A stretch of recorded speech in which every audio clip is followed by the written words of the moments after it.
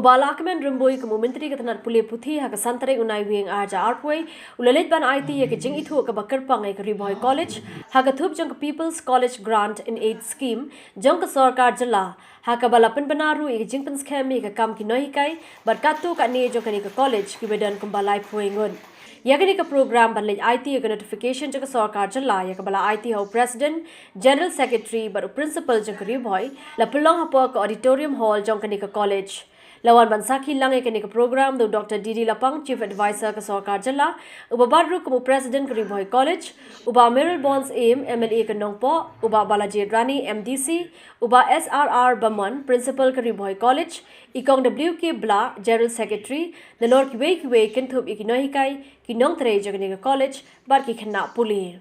Education is a very dynamic. What we fulfill today is just a step for in the coming days. So that's why we are trying to look at each and every corner of the state. It is not a very easy decision.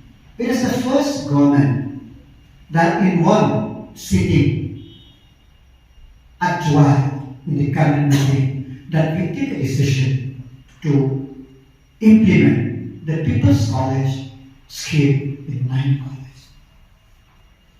If you know the investment will be huge, but it's better to invest in human resources.